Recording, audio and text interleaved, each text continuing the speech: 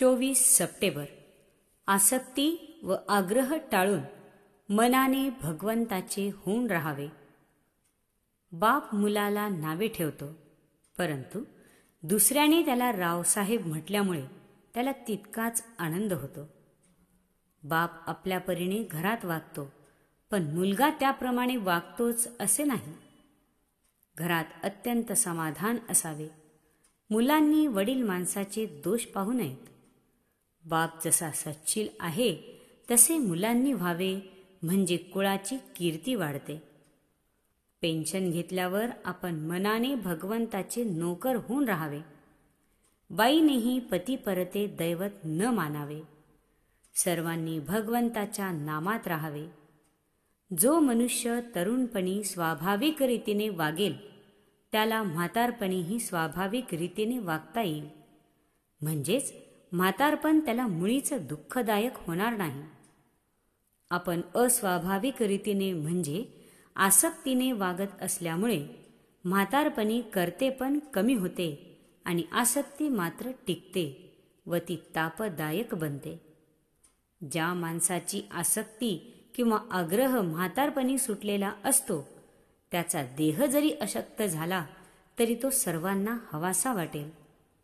अशक्तपणामुळे त्याला ऐकायला कमी येईल, त्याला दिसायला कमी लागेल, त्याला मागच्या गोष्टींची आठवण राहणार नाही, त्याची झोप कमी होईल. पण हे सर्व होऊनही त्याचा कोणी कंटाळा करणार नाही व त्याला स्वतःलाही जीवनाचा कंटाळा येणार नाही. म्हातारपणी आपण कसे मीपणाने वितळून जावे. पण मी सांगतो ना, ही कर्तेपणाची वृत्ती नाहीशी करावी, म्हणजे मग दुःख नाहीच नाही. वयाची 16 ते 25 वर्षे हा काल असा असतो की मनुष्याची बुद्धी वाढीला लागलेली असते.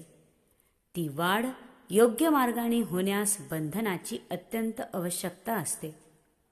बंधनात उत्तम बंधन म्हणजे आईबाप सांगतील त्याप्रमाणे वागणे हे होय. कारण आपले हित व्हावे या पलीकडे त्यांचा दुसरा हेतू नसतो.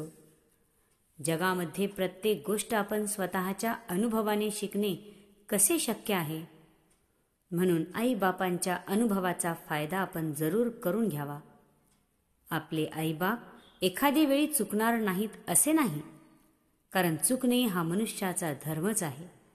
परंतु आपल्याविषयी त्यांची जी हितबुद्धी असते तिच्यामुळे त्यांची चूक आपले कायमचे नुकसान करणार नाही. कोणता काल कोणाच्या भाग्याने येतो हे सांगता येत नाही, म्हणून आपण कधी कष्टी होऊ नये. सत्कर्म जेवढे मोठे तेवढी विघ्ने फार. भगवंताचे अनुसंधान हे सर्वात मोठे सत्कर्म आहे. आपण निश्चयाने व निशंकपणाने त्याचे नाव घेऊया व आनंदात राहूया. श्रीराम जय राम, जय जय राम. आजचा सुविचार.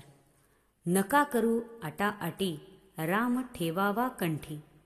नामात ठेवावे प्रेम, तेथे प्रकटेल पुरुषोत्तम. जय श्रीराम.